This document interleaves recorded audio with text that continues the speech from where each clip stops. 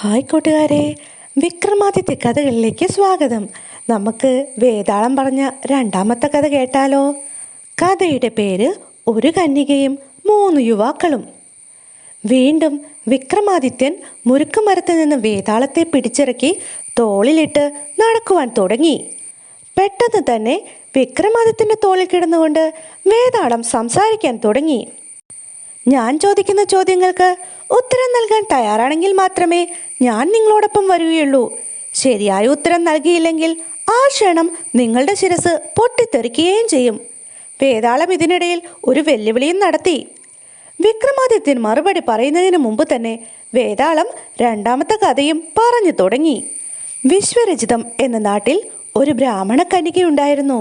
അതീവ സുന്ദരിയായ ആ കന്യകയെ ഭാര്യയാക്കണമെന്ന് ഒരു ബ്രാഹ്മണ യുവാവ് മോഹിച്ചു.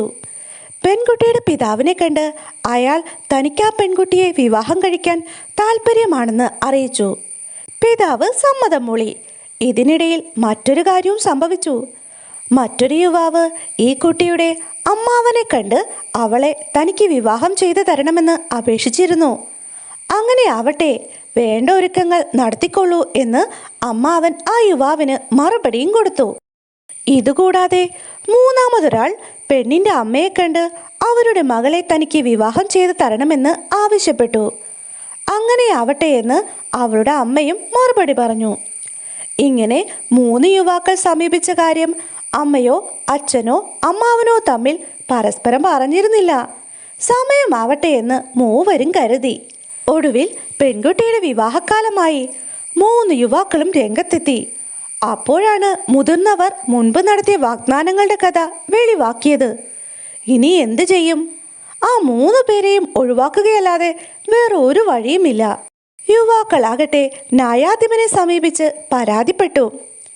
താൻ മൂലം ഇങ്ങനെയൊക്കെ സംഭവിച്ചതിൽ യുവതിക്ക് വല്ലാത്ത മനസ്താപമുണ്ടായി. ആ വിഷമത്തിൽ അവൾ മരിച്ചുപോയി.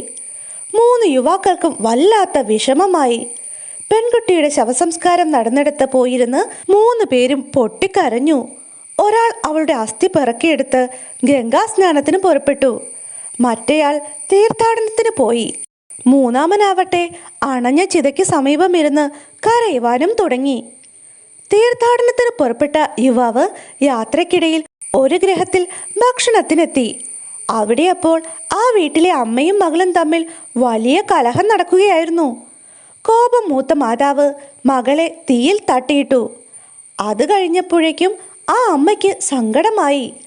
അവർ ഉടനെ തന്നെ മകളുടെ അസ്ഥിയെടുത്ത് ചേർത്ത് വെച്ച് സഞ്ജീവനി മന്ത്രം ജപിക്കുകയും തൽക്ഷണം മരിച്ച മകൾക്ക് ജീവൻ തിരിച്ചു കിട്ടുകയും ചെയ്തു. ഇതെല്ലാം കണ്ടു നിൽക്കുകയായിരുന്നു തീർത്ഥാടനത്തിനിടയിൽ ഭക്ഷണത്തിനെത്തിയ ആ ബ്രാഹ്മണ യുവാവ്. അയാൾക്ക് ഇതെല്ലാം കണ്ടപ്പോൾ ആശ്ചര്യമായി. എന്നിട്ട് ആ യുവാവ് ആ അമ്മയോട് പറഞ്ഞു, എനിക്കും ഈ മന്ത്രം പഠിപ്പിച്ചു തരാമോ എന്ന്. ആ യുവാവിൻ്റെ അപേക്ഷ ആ അമ്മ സ്വീകരിച്ചു. അയാളെ സഞ്ജീവനി മന്ത്രം പഠിപ്പിക്കുകയും ചെയ്തു. ഉടനെ തന്നെ തീർത്ഥാടനത്തിന് പോയ യുവാവ് അസ്ഥിയും കൊണ്ട് ഗംഗാ സ്നാനത്തിന് പോയ യുവാവിനെയും കൂട്ടി പെൺകുട്ടിയെ ദഹിപ്പിച്ച സ്ഥലത്ത് എത്തി. അവിടെ അപ്പോൾ മൂന്നാമൻ കണ്ണീരോടെ കാത്തിരിക്കുകയായിരുന്നു.